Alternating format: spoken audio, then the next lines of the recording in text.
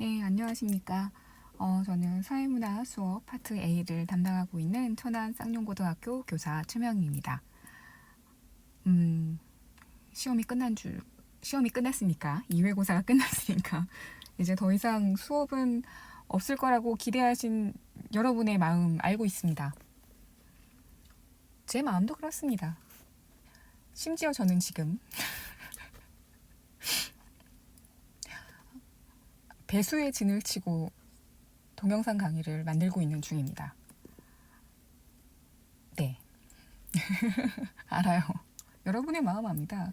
뭐 2회고사까지 끝났고 수행평가도 끝났고 지금 얼추 다 마무리가 되어 가고 있는 상황에서 그리고 바로 직전 시간에 동영상 이제 온라인 수업이었죠. 그때 제가 이제 짧게 편집되어 있는 다큐멘터리 수업을 잠깐 보셨을 겁니다.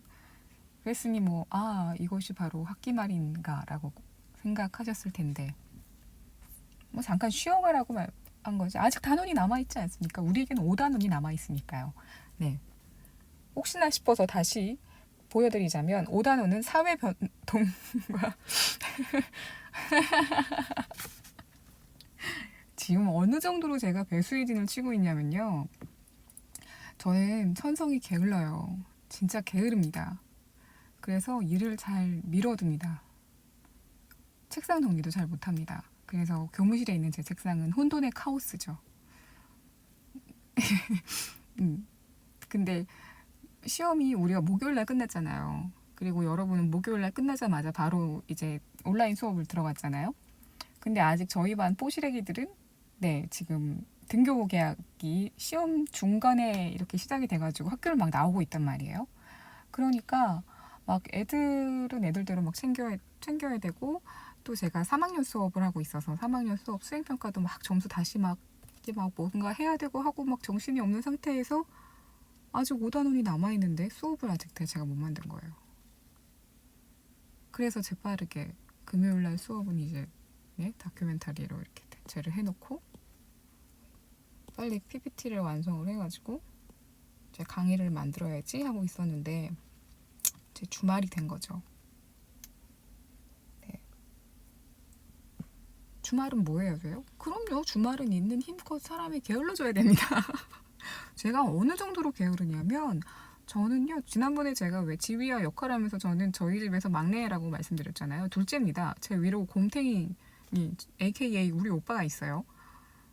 네, 그러니까 저는 둘째니까 여러분 작년에 기술과정 시간에 수업을 제대로 잘 들으셨다면 아마 아실 겁니다.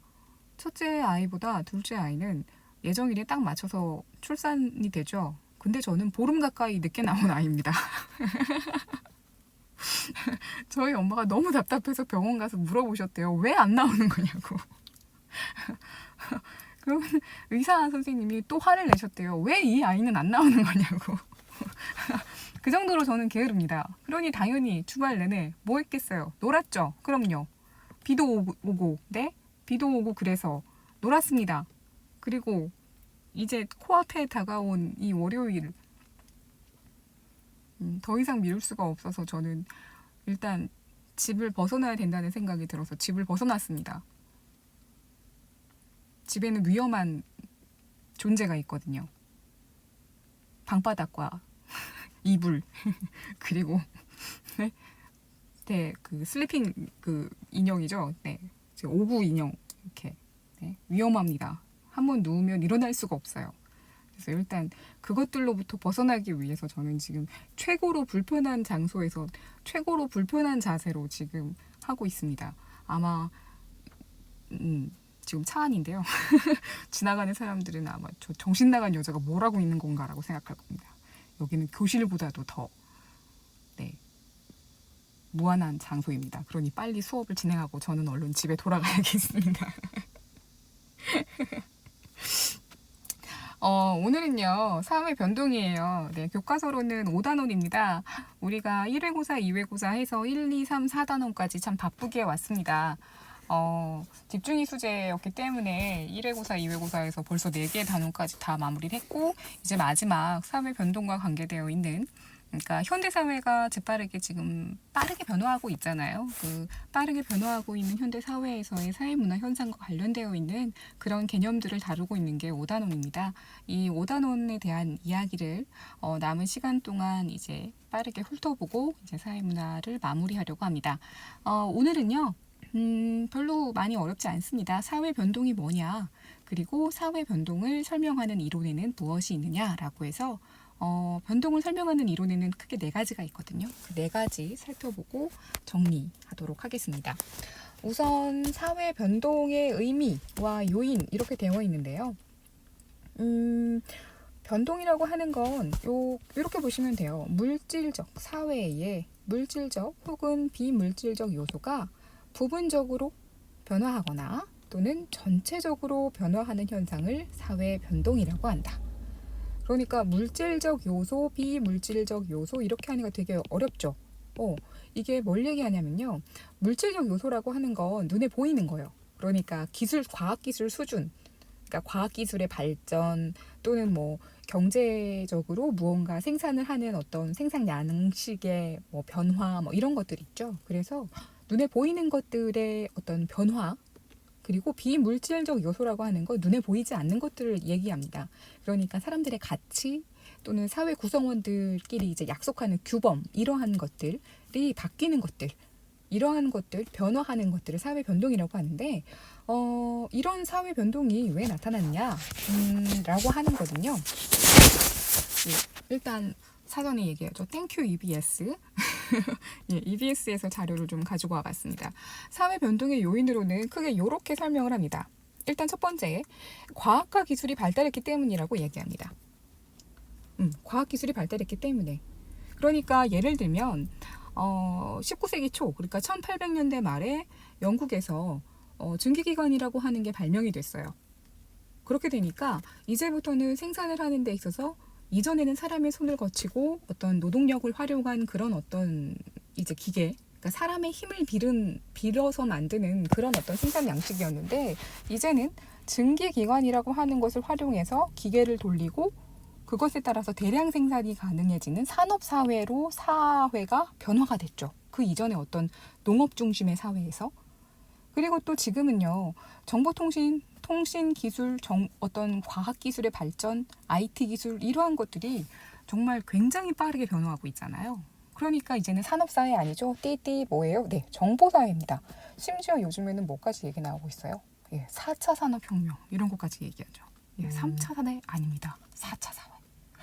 자, 그러면 또 뭐가 있느냐? 사람들이 생각, 가치관이나 이념이 변하는 것도 사회의 변화를 가지고 온다고 합니다. 이게 무슨 소리냐면요. 눈에 보이지 않는 것임에도 불구하고 사회를 변화시킬 수 있다는 건데요.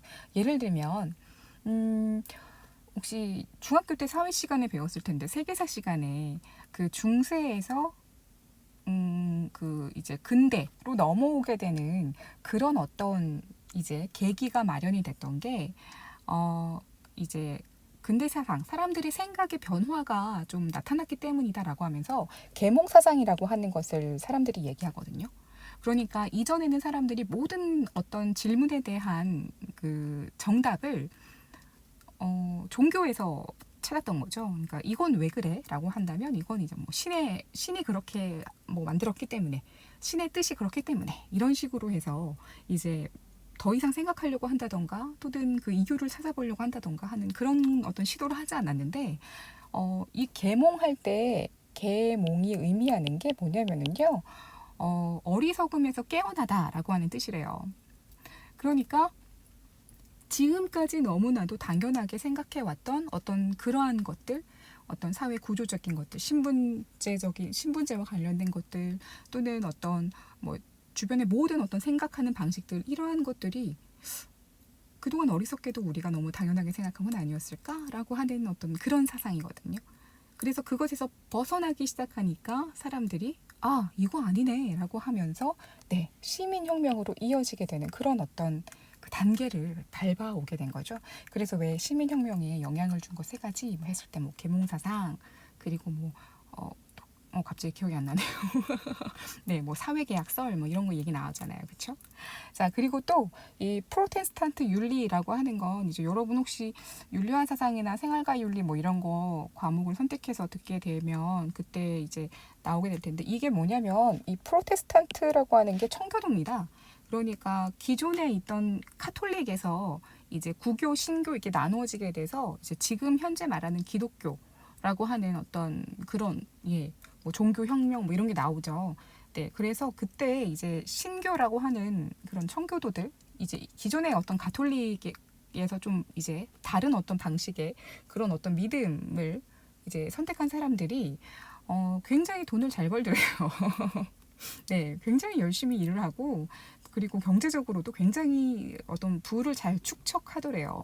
그래서 왜 그럴까라고 하는 것에 대해서 이제 그 이유와 원인 같은 것들을 찾아보려고 했던 학자가 있었는데 그 사람이 설명한 게 뭐였냐면은 그 사람들에게는 프로테스탄트 윤리라고 하는 게 있기 때문이다.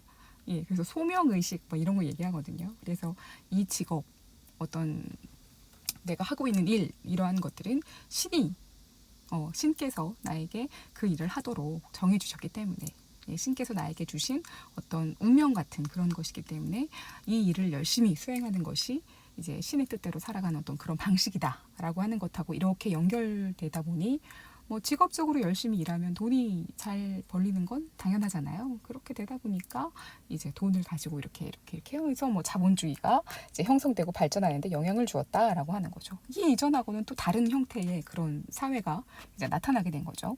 자, 그다음에 인구 구조의 변화 있습니다. 우리나라 지금 노인 인구 비중이 새롭게 태어나는 신생아 출생의 비중하고 이렇게 비교해서 봤을 때 우리나라뿐만이 아니라 전 세계적인 문제이기도 하죠.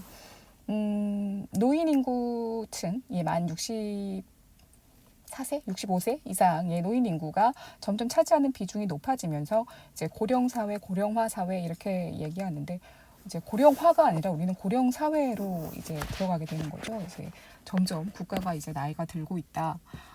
그래서 제가 얼마 전에 봤던 신문 기사에서는 이제 감소세에 들었다 뭐 이런 얘기를 본 적이 있거든요. 그러니까 사망자 수를 새로 태어나는 신생아의 숫자가 사망에서 감소하는 숫자를 그동안은 다 이렇게 메꿔주어서 그래도 인구가 어느 정도는 소수점 자리라고 하더라도 이제 좀 증가하는 편이었는데 이제는 사망하는 사람의 숫자보다 새로 태어나는 숫자가 더 적어서 이제 마이너스 값이다 뭐 이런 걸 본 적이 있는데요. 자연스럽게 노인 인구가 점점점 비중이 증가하면은 그에 따른 복지와 관련된 정책, 그러니까 국가의 정책이나 사회의 어떤 방향도 그쪽으로 가게 되는 거고, 그 다음에 이제 산업이라고 하는 것도 그쪽으로 이제 활성화되고 이전하고는 다른 사회의 어떤 산업 구조 같은 것들이 변화하게 되는 거죠. 그리고 이제 다양한 어떤 단일 민족이라고 하는 어떤 틀에서 우리가 이제 벗어나게 되는 겁니다. 그래서 외국의 이주민들이 유입이 증가하게 되면서 이제는 우리 다문화 사회 출연이 아니라 이제 대한민국은 다문화 사회죠. 네. 아침에 뉴스 볼 때마다 다문화 사회와 관련된 공익 광고 많이들 하더라고요. 그리고 새로운 문화 요소의 등장 나옵니다. 문화 기억나시죠? 몇 단원에서 했어요? 3단원에서 했습니다. 그래서 문자가 발명이 되면서 지식이라고 하는 것이 다음 세대에게 전승이 되고 그리고 더 많은 어떤 그 고유의 어떤 내용이 축적이 되게 되었습니다. 그리고 우리나라 같은 경우도 이제 목화라고 하는 것이 전파되기 시작하면서 이제 면직물 중심으로 의복 생활이 변화하게 되었습니다. 그리고 집단의 갈등도 사회 변화를 가지고 옵니다. 변동을 가지고 와요. 아주 오랫동안 호주제라고 하는 어떤 가부장적이라고 해야 될까요? 이제 유교 중심의 어떤 사상에서 비롯되었던 그런 어떤 제도가 양성평등의 어떤 그런 가치를 살리고자 하는 노력 덕분에 호주제가 폐지가 되고 개인 호주제로 다 이제 바뀌게 되었죠. 그리고 우리나라가 아닌 다른 나라, 현재도 지금 진행 중이죠. 미국 같은 경우는 지금 아주 다시 시끄러워지고 있습니다. 이제 유색인종에 대한 어떤 차별, 이러한 것들에 대해서 끊임없는 저항을 통해 그 유색인종, 흑인뿐만이 아니라 유색인종들의 어떤 인권이 신장되고 이제 이전과는 다른 그런 어떤 제도적인 것들이 마련이 되고 있습니다. 마지막으로 걱정되는 것 중에 하나죠. 자연 환경이 변화됨에 따라서도 사회가 변동하게 됩니다. 자연재해, 비 엄청 많이 왔어요. 네, 장마라고는 하는데 뭐 일기예보상으로는 뭐 좀 한 3, 4일 정도 비가 올 거라고 했는데 지금 거의 한 열흘 가까이, 일주일 넘게 비가 오고 있죠. 네, 잠깐 멈췄다가 뭐 다시 오고 하는데 와, 네, 무섭게 비가 오고 있습니다. 거기다가 다음 주쯤에는 막 태풍이 올라올 수도 있다 막 이래가지고 여름인데 여름 같지 않고 이상한 느낌이 들 정도죠. 네.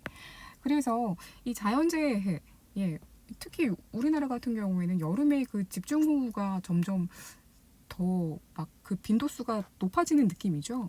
그러다 보니까 그 안전 규제와 관련돼서 강화가 되다 보면 이제 그 규제에 맞추어서 이제 다른 것들도 변화하게 될 테니까, 그렇게 되면은 이제 또 거기에 따라 각가지 부분들에서의 변화가 나타날 거고요. 그리고 기후 변화. 이제 열대 작물을 우리 중부지방뿐만이 아니라 강원도 일부에서도 키울 수가 있대요. 저 어디서 본 것 같아요. 망고를 이제 삼척에서도 키울 수 있다, 막 이런 거 본 것 같거든요.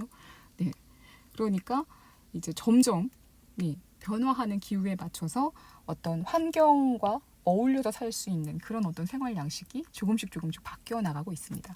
네, 그래서 이러한 것들을 요인으로 해서 사회는 움직여서 변화하는 그런 모습을 보여주고 있는데요. 그러면은 사회 변동을 우리가 어떻게 설명할 수 있느냐라고 하는 질문에 대해서 크게 두 가지 방향에서 이제 접근을 할 수가 있습니다. 첫 번째는요, 사회 변동의 방향과 관계돼서입니다. 좀 써볼까요? 쓰고 싶어. 누구한테 얘기하는 거야? 네. 사회 변동의 방향과 관련해서 과연 변동이라고 하는 것의 방향, 사회 변동의 방향은 어떻게 이제 진행이 되느냐, 앞으로 가느냐, 뒤로 가느냐, 옆으로 가느냐, 뭐 이런 거에 대한 이야기고요. 그 다음에 또 하나는 그 사회 변동과 사회 구조와의 관계성. 그러니까 사회 변동이라고 하는 것이 결과적으로 사회 구조에 어떤 영향을 미치는가라고 하는 부분에 대해서 이렇게 나누어서 설명할 수가 있는데요. 방향과 관련돼서 설명하는 이론은요, 우리가 크게 두 가지, 첫 번째는 진화론이라고 하는 게 있고요. 진화론, 그리고 또 하나는 순환론, 이렇게 두 가지가 있습니다. 그리고 사회 구조와 사회 변동 간의 관계성에 대해서는 우리가 이미 잘 알고 있는 기능론의 입장과 그리고 기능론 짝꿍, 갈등론의 입장, 이렇게 두 가지로 나누어서 설명할 수가 있습니다. 괜찮죠? 자, 그러면 이제 진화론과 순환론, 이 방향과 관계돼서 연관되어 있는 이야기를 한번 해보도록 하겠습니다. 잠깐 지우고 이제 시작을 할게요. 진화론은요, 단순하게 뭐냐면 사회는 진화한다는 겁니다. 그러니까 왜 맨 처음에 지구가 생겼을 때 빅뱅 아시죠? 빅뱅 빵! 그렇게 해서 이제 지구라고 하는 별이 생겼어요. 그리고 그 지구라고 하는 별이 생기고 나서 이제 이제 물이 막 생기잖아요. 원래 지구에는 물이 그러니까 지금도 바다가 굉장히 많은 지구의 표면을 차지하고 있지만 원래는 더 많이 있었다고 얘기를 하죠. 네, 그 물에서부터 이제 생명이 시작이 되는 거죠. 그래서 그 생명이 시작이 되는 과정에서 왜 제일 먼저 생겼던 게 단세포잖아요. 세포가 하나. 저희가 왜 흔히 말하는 단순한 사람 보고 쟤는 단세포야 막 이렇게 얘기하는 것처럼 이거 너무 옛날 너무 이거 옛날 설명인가? 너무 옛날 표현인가요? 아무튼 그래서 그 단순하게 하나의 세포로 되어 있던 생명체가 시간이 점점 지나면서 이제 복잡한 다세포로 이제 바뀌게 되고, 그것이 이제 그 다음에 어떤 생물종 이렇게 변화하게 되면서 그 다음에 이제 물고기가 되고, 그 다음에 물고기가 물 밖에서도 살 수 있는 양서류가 되더니 파충류가 되고, 그 다음에 털이 나서 날개를 달고 뭐 이렇게 진화하는 거 아시죠? 그거랑 똑같다는 겁니다. 그러니까 진화론은 이렇게 설명을 하는 거예요. 마치 생물이 단순한 형태에서 복잡한 형태로 진화하는 것처럼 사회도 뭘 하게 된다? 단계적으로 변동을 일단 한다는 거예요. 어떠한 방향성을 가지고 요렇게. 근데 결론적으로 이쪽 방향이 뭐 하는 방향이냐면 발전이에요, 발전. 그러니까 발전이라고 하는 방향을 향해서 단계 이렇게 단계를 거쳐서 그렇게 변동을 한다는 거예요. 그러니까 사회 변동은 결국 결과적으로는 어떤 모습으로 가고 있는 거다? 발전이라고 하는 모습으로 가고 있다. 이렇게 설명을 하는 거죠. 발전. 그래서 사회 변동을 진보라고 여긴다고 합니다. 그래서 결국 이 변동이라고 하는 것을 통해서 사회는 결국 모두 다 발전하는, 그렇게 되는데, 문제는 모든 사회가 다 똑같은 속도로 발전하는 건 아니라는 거죠. 그러니까 빨리 이제 굉장히 빠른 속도로 슝 하고 가는 그런 어떤 사회도 있지만, 그러지 못하고 아주 천천히 이렇게 가는 그런 어떤 이제 사회도 있다는 거예요. 그러니까 결국에는 맨 처음에 농업사회였던 그러니까 전체 지구에 살고 이제 존재하고 있는 모든 문명이 다들 뭐 그러니까 수집을 하고 수렵을 하고 채집을 하는 그런 형태에서 이제 농사를 짓는 농업사회가 되고, 그 다음에 산업사회가 되고 했잖아요. 물론 유럽을 중심으로 산업사회가 먼저 시작이 되고, 그 다음에 그게 이제 시간이 건너서 이제 아시아로 이제 넘어오고, 그 다음에 이제 정보사회도 이제 과학기술 발전의 어떤 이제 전파에 따라서 이제 변동의 이제 속도는 있지만, 결국에는 정보사회라고 하는 것을 지금 전체 지구가 다 경험을 하고 있잖아요. 그렇게 설명을 하고 있는 겁니다. 그래서요, 현재의 상황에서 설명을 하자면, 진화론 자체는요, 결과적으로 지금 2020년 8월 사회는 어떤 모습입니까? 100년 전, 200년 전보다는 발전한 건 사실이죠. 그래서 사회가 발전했다라고 하는 데에는 굉장히 설명하기 좋은 이론입니다. 하지만 가끔씩 생각하지 못했던 변수 때문에 사회가 퇴보, 뒤로 가거나 멸망하는 그런 경우도 있잖아요. 역사 속에서 잘 살펴보면은요. 그럴 때에는 진화론을 가지고 설명하기 좀 어렵다는 거죠. 그리고 또 하나 가장 크게 이제 비판을 받는 게 바로 서구 중심적이다라고 하는 그런 거거든요. 그러니까 이게 의미하는 게 뭐냐면요. 결국 속도의 차이지 모든 사회가 같은 경로, 그러니까 농업사회에서 산업사회를 거쳐서 정보사회가 된다. 그 다음은 뭐 유럽에 있는 국가들에서 이제 뭐 4차 산업, 뭐 디보스 포럼 뭐 이런 거 해가지고 4차 산업혁명 뭐 이런 얘기가 나왔다면서요. 그래서 이제 뭐 유럽을 통해서 막 뭐 미국인이 뭐 이런 데에서 4차 산업 막 IT 뭐 이렇게 LOT 뭐 맞죠? IoT 뭐 이런 거 나오고, 그게 막 이렇게 아시아에도 퍼지고 이제 뭐 동남아시아나 막 이런 쪽에도 막 이렇게 나오고 있다면서요. 그러니까 결국에는 이제 발전이라고 해야 되나요? 발전의 시작은 누가 먼저 경험하냐면 서구가 먼저 경험한다는 거예요. 서양이. 그래서 결국에는 서구 사회가 경험한 것들을 다른 사회들이 이제 경험하게 될 거다. 그래서 결과적으로 2020년 8월 가장 진화한 사회는 어디다? 서구. 그러니까 서양이다 라고 보고 있는 그런 어떤 입장이거든요. 근데 사실 따지고 보면 정보통신 기술은 대한민국이 지금 거의 최고 아닙니까? 매년 그 발표하는 관련 자료를 봐도 우리나라가 되게 높은 순위거든요. 거의 1위, 2위 막 이러거든요. 그래서 그런 비판을 받는다고 합니다. 정리하면 진화론의 기본 입장은 다음과 같습니다. 일정한 방향을 가지고 사회는 변동을 하고 변동이라는 건 곧 진보 그리고 발전 이것을 의미한답니다. 마치 단순한 원시 생명체가 지금 현재의 사람처럼 복잡한 유기체가 된 것처럼 사회도 단순한 농업사회에서 복잡한 정보사회로 발전한 그런 어떤 상황을 이제 기본 입장으로 가지고 있는 거죠.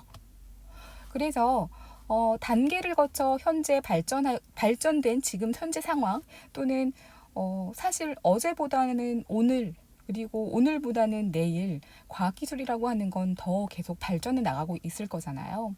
그런 어떤 발전 방향을 설명하고 그리고 개발도상국이라는 표현이 맞나요? 예, 미개발국 또는 저개발국이 더 나쁜 표현인가? 네, 이제 선진국으로 조금씩 발전하는 사례. 그러니까 우리나라 같은 경우도 굉장히 어려운 그런 경제 상황이었지만 굉장히 빠른 시간 안에 선진국으로 이제 발전한 사례 중에 하나잖아요. 그런 어떤 상황들을 설명하는 데는 굉장히 유용하지만 문제는 사회 변동이라는 것이 늘 발전, 진보 이런 것만을 의미한다는 건 아니라는 거죠. 왜냐하면은 과거 사회보다 모두 다 발전됐냐? 그러니까 오늘 21세기, 22세기 뭐 이런 게 과연 과거보다 더 발전된 게 맞아? 라고 했을 때 글쎄 하는 부분들이 있다는 거죠. 뭐 윤리나 도덕적인 부분들 또는 어떤 각 사회마다 존재하고 있는 전통적인 어떤 문화와 관련된 부분들 이러한 것들을 봤을 때에는 지금 현재의 모습들은 다 획일화되어 있는 그런 모습들이잖아요. 그래서 다 발전된 거라고 보기에는 조금 어렵지 않나? 라고 하는 것. 그리고 결국에는 서양 사회가 가장 진보되어 있는 사회라고 하는 것을 이제 밑바탕으로 하고 있기 때문에 이게 이제 제국주의 역사 그러니까 이제 뭐 아프리카 대륙이나 또는 아시아 대륙을 이제 서양에 있는 국가들이 이제 침범을 하고 그 식민지로 삼았던 그런 어떤 역사적인 이제 사건들이 있었잖아요. 그것들을 정당화하는 그런 수단으로 악용되는 그런 경우도 있기 때문에 진화론은 비판받기도 합니다. 그러니까 이런 이야기인 거예요. 그러니까 아프리카야, 너네는 너무 지금 빨리 발전하고 진보를 하고 진화를 해야 되는데 진화를 못 하고 있으니까 우리가 그 방법을 알려줄게. 그러니까 너희의 모든 걸 우리한테 넘겨. 그러면 우리가 빨리 진화할 수 있는 방법들을 너에게 알려줄게. 뭐 이런 식으로 설명하면서 그런 제국주의 침략을 이제 악용하는데 활용된 그런 경우도 있다. 이렇게 비판받습니다. 순환론은요, 되게 재밌어요. 뭐냐면 생성, 성장, 쇠퇴, 해체. 그러니까 장기적으로 역사적으로 쭉 살펴보면 사회는 한쪽 방향으로 쭉 이렇게 가는 것이 아니라 이렇게 돈다는 얘기거든요. 이렇게.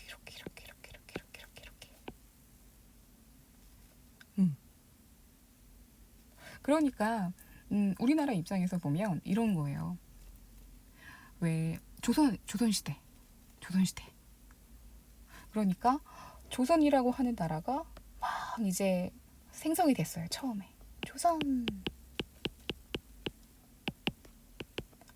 그러다가 엄청 잘 나갔어요. 성장 조선의 왜 우리 한국사 시간에 배우잖아요. 막 조선의 어떤 뭐 부흥기 막 이런 거 막 하다가 갑자기 외세의 침략을 막 받아요. 쇠퇴. 그러다가 결국에는 일본 제국주의 나쁜 놈들 해체해서 조선이란 나라가 사라지고 그 다음에 뭐가 생겼어요? 대한민국이라고 하는 새로운 사회가 만들어졌죠. 요 얘기예요. 생성, 성장, 쇠퇴, 해체, 다시 해체되고 나선 어디로 가요? 다시 생성. 그러니까 한 사회를 봤을 때 이러한 어떤 서클 안에서 이렇게 계속 되풀이하면서 순환을 한다는 거예요. 그러니까 역사적으로 대부분의 사회들이 다 그런 어떤 경험들을 가지고 있으니 그 사회들을 통틀어서 인류 전체의 어떤 입장에서 본다면 인류 전체도 이렇게 생성해서 성장해서 쇠퇴해서 결국엔 해체하는 그런 과정을 겪게 될 거다. 그러니까 어떻게 하자? 잘하자. 잘하자. 우리 결국 어떻게 될 거니까. 쇠퇴하고 해체되는 과정을 경험할 거다. 그러니까 지금 잘 나간다고, 지금 잘하고 있다고 뭐 좋아하지 말고, 지금 이렇게 준비해야 돼. 뭐 이런 약간 너무 운명론적이지 않아요? 그러니까 이제 뭐라고 할까요? 뭐 사회, 국가의 기운이 다해가고 있습니다. 새로운 기운이 필요합니다. 뭐 이렇게 설명이 될 수도 있고.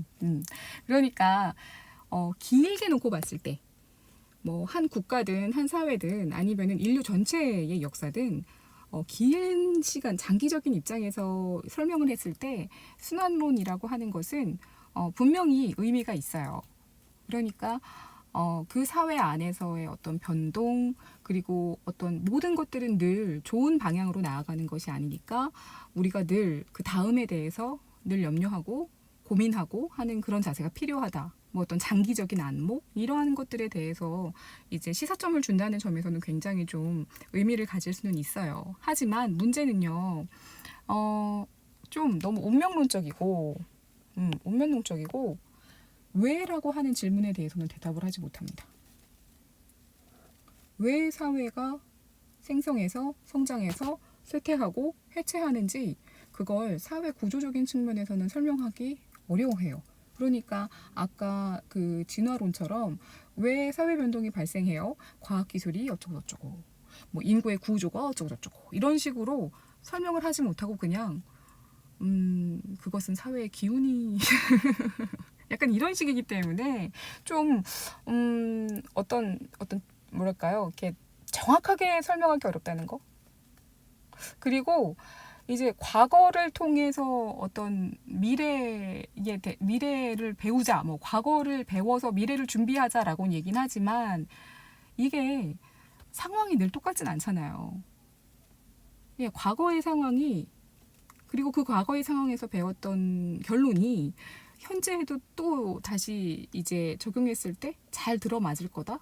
에이, 그거는 확실하게 얘기하기가 어렵잖아요.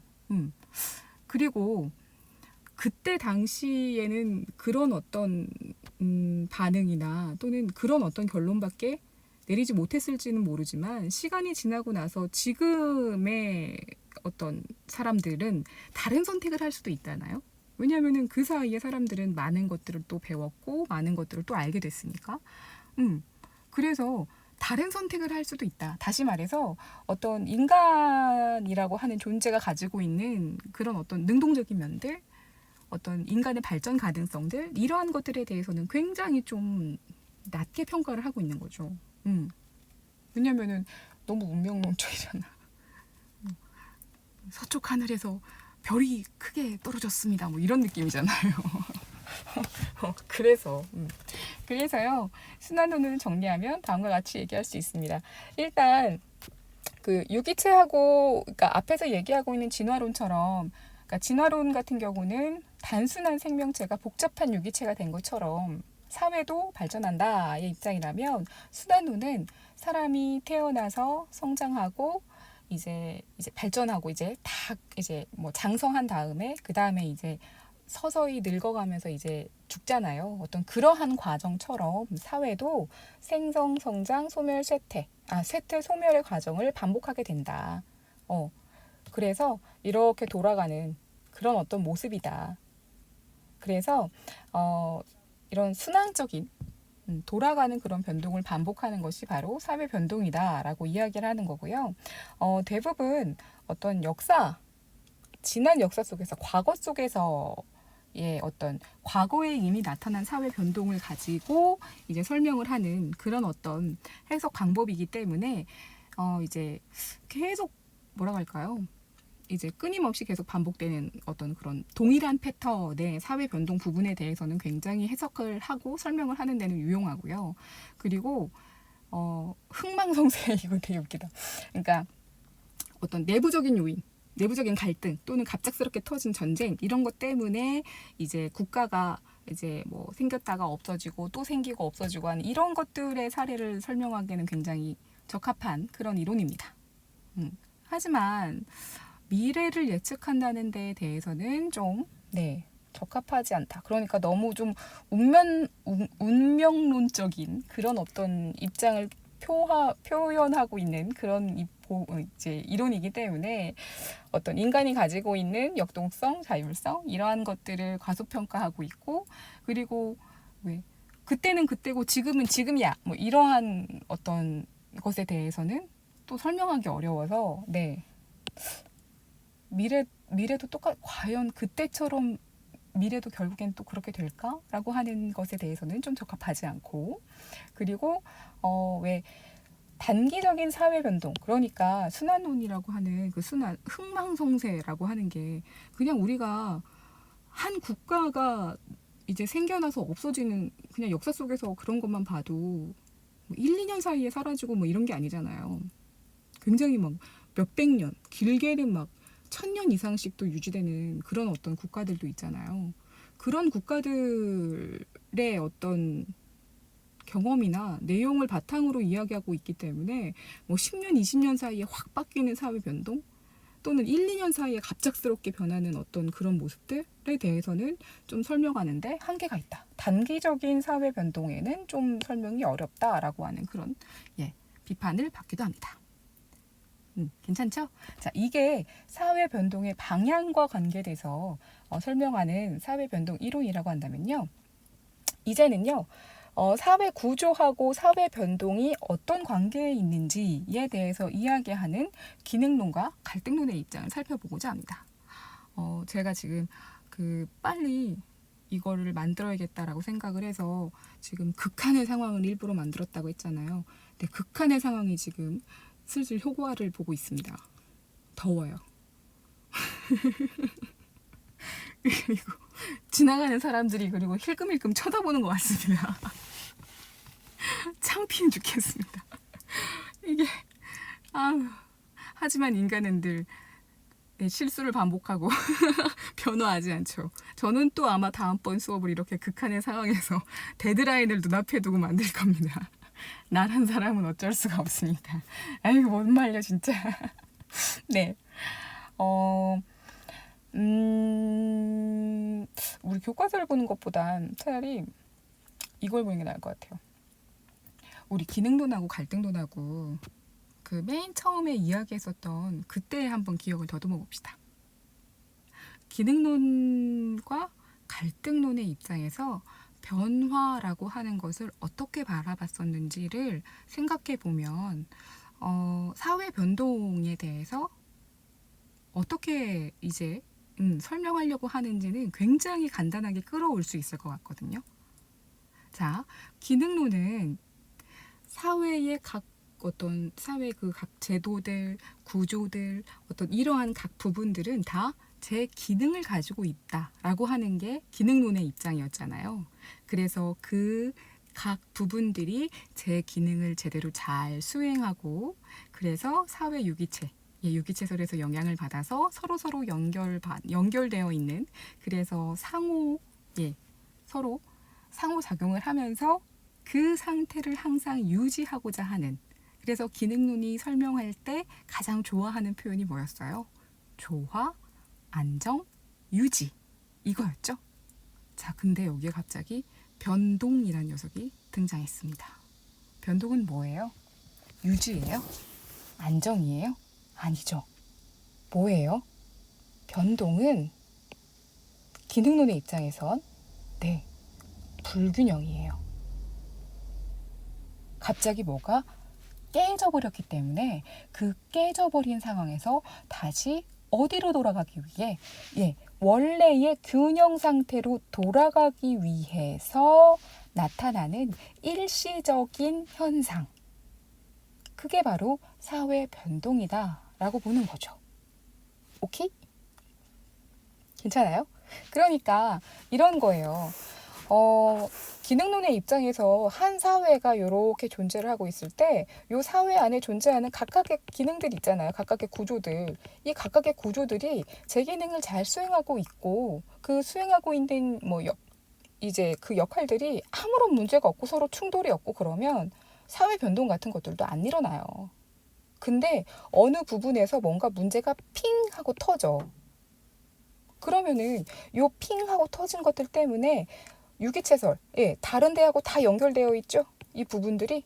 그렇기 때문에 요 핑하고 터진 녀석 때문에 연결되어 있는 다른 애들이 영향을 받아서 뭐래요?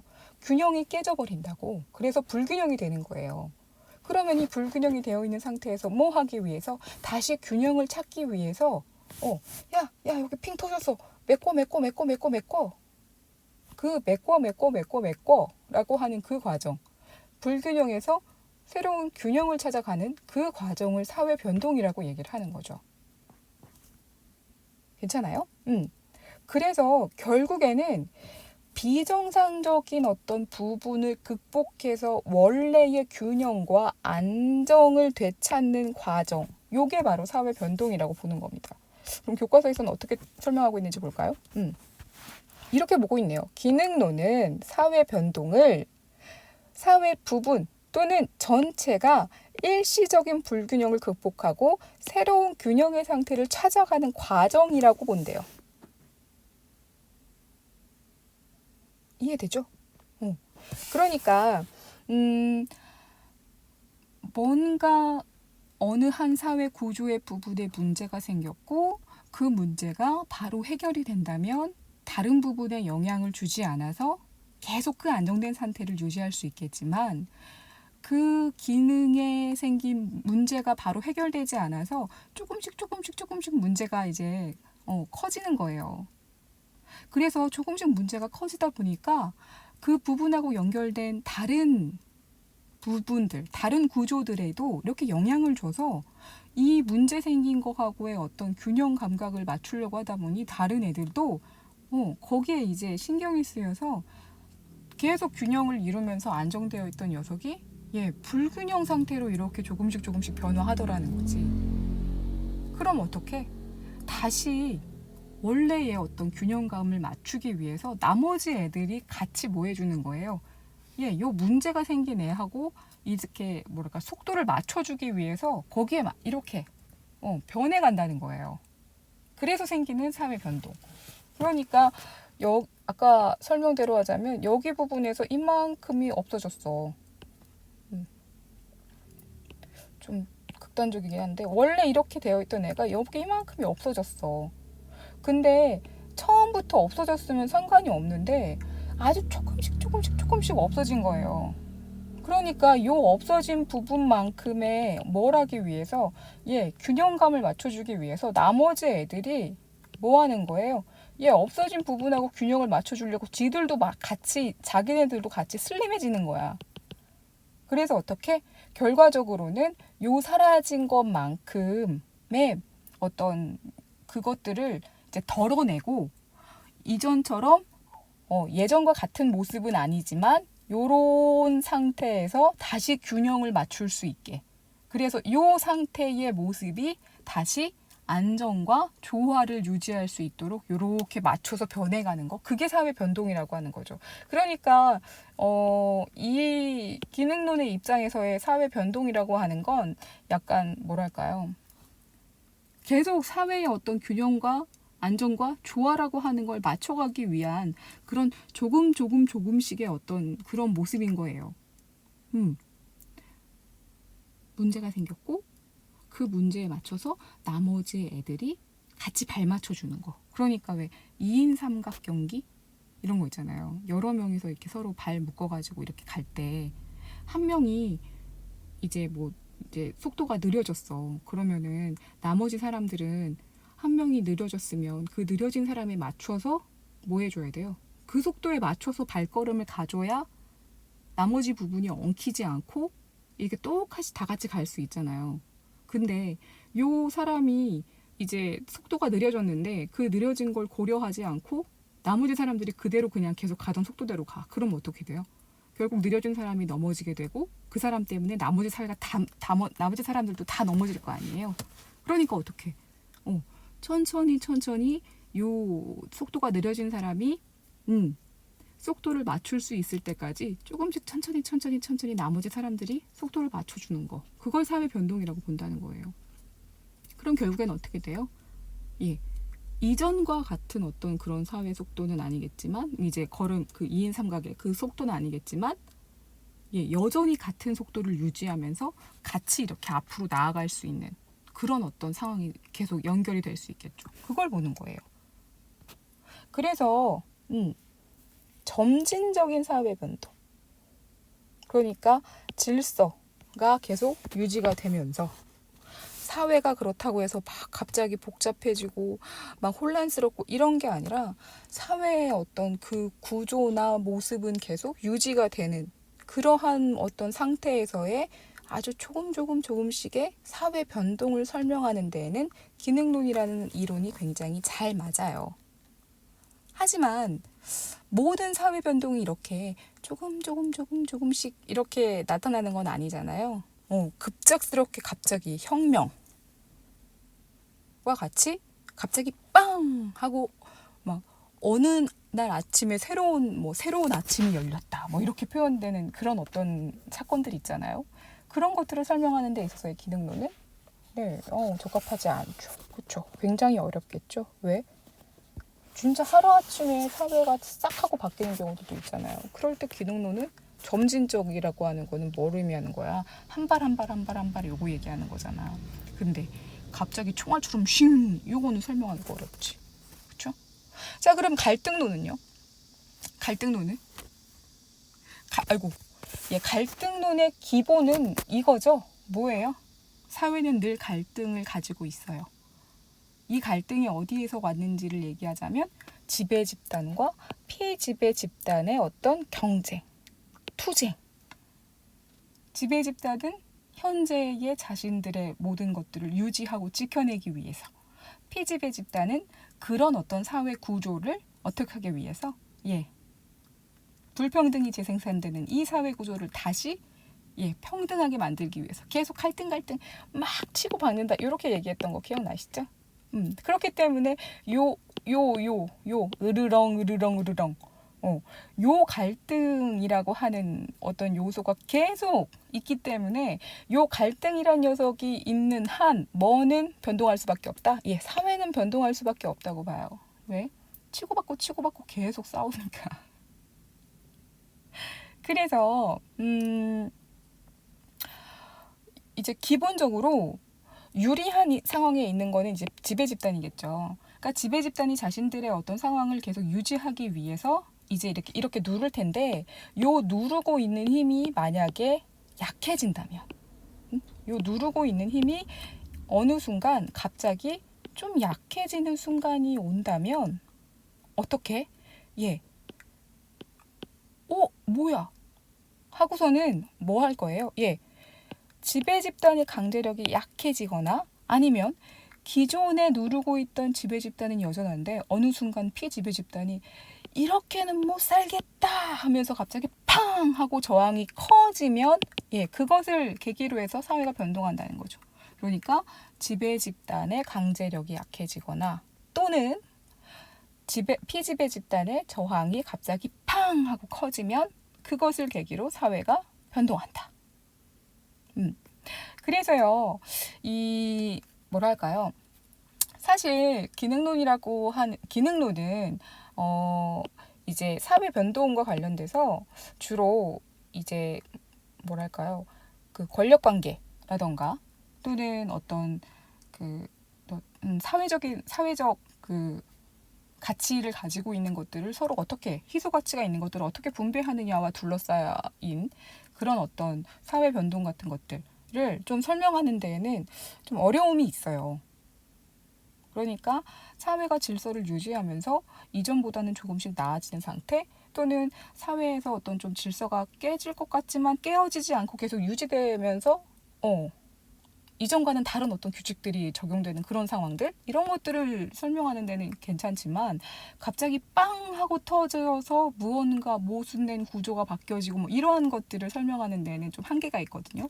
근데 그러한 한계를 이제 충분히 잘 설명할 수 있는 게 바로 갈등론이라는 거죠. 그래서 권력관계, 계급관계, 이렇게 구조적인 모순을 둘러싸서 이제 사회 변동이라고 하는 것, 그러니까 뭐 신분제도에서 벗어나고자 탈피하고자 피지배 집단이 이제 새로운 사회를 만들기 위해서 혁명을 뭐 일으켰다, 뭐 이러한 것들에 대해서는 이제 갈등론을 통해서 이제 사회 변동을 설명할 수 있다, 뭐 이런 평가를 받는데요.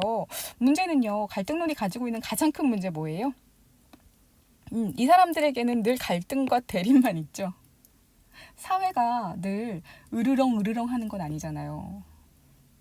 사회는 조용하고 차분할 때도 있어요. 그 나름의 안정 속에서 조용히 흘러가는 그런 경우들도 있거든요. 그러면서 변화하는 경우도 있고요. 그럴 경우에는 사실 갈등론은 설명할 수 있는 방법이 없어서 그냥 입만 다셔야 되거든요.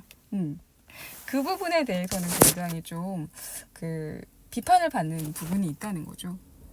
그래서 갈등론 같은 경우는 이렇게 분배 구조, 뭐 사회 규범, 이제 지배 집단이 자신들의 어떤 유리한 상황을 유지하기 위한 사회 규범, 이러한 것들을 이제 강제하고 있는 이 상황 속에서 이제 피지배 집단이 이제 지배 집단에 저항을 하거나 아니면은 뭐 이제 뭐랄까요, 그 지배 집단의 어떤 강제력이 좀 약해졌거나 뭐 이러한 상황이 생기게 되면 집단 간의 갈등이라고 하는 것이 빵 하고 터지게 되면서 이제 사회 변동이라고 하는 것이 자연스럽게 나타날 수밖에 없다. 왜? 사회는 갈등이라고 하는 걸 늘 가지고 있는 그런 곳이기 때문에.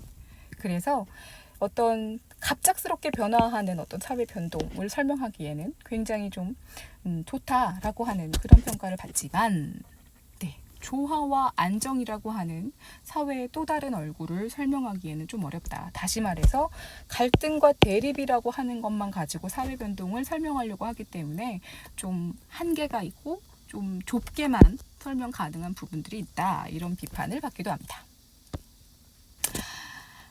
네, 극한으로 치달았던 저는 이제 집에 갈 수 있게 되었습니다. 네, 아우 고생 많았습니다. 사실 시험까지 다 끝나고 방학하기 직전에 하는 수업이 제일 힘들죠. 네, 근데 그나마도 교실에서 들었다면 더 힘들었을 텐데 다행히도 여러분의 편안한 자세로 들을 수 있는 온라인 수업이었기 때문에 그나마 다행이라고 생각을 합니다. 네, 저는 비록 극한의 공간이 바로 차 안입니다. 아, 너무 더워요. 시동까지 끄고 있었어. 나 빨리 에어컨 켜고 갈 거야. 네, 왠지 고생은 제가 한 것 같지만 어쨌든 여러분이 더 고생한 걸로 하고, 오늘 수업은 일단 여기까지 마무리하도록 하겠습니다. 다음 시간에는 이어서 현대사회와 관련되어 있는 개념들 빠르게 훑어보도록 하겠습니다. 이게 뭘 의미하겠어요? 아직 안 끝났어요. 진도 남아 있습니다. 다음 시간에 또 수업 들으러 오셔야 됩니다. 아셨죠? 네. 오늘은 여기까지 하고요. 여러분이 등교할 때쯤에 태풍 온다는 이야기가 있습니다. 날아가지 말고 우산 잘 쓰고 조심조심해서 등교하셔야 합니다. 그러면 그때 학교에서 만나는 걸로 하고요. 고생했습니다. 오늘 수업은 여기까지 하도록 하겠습니다.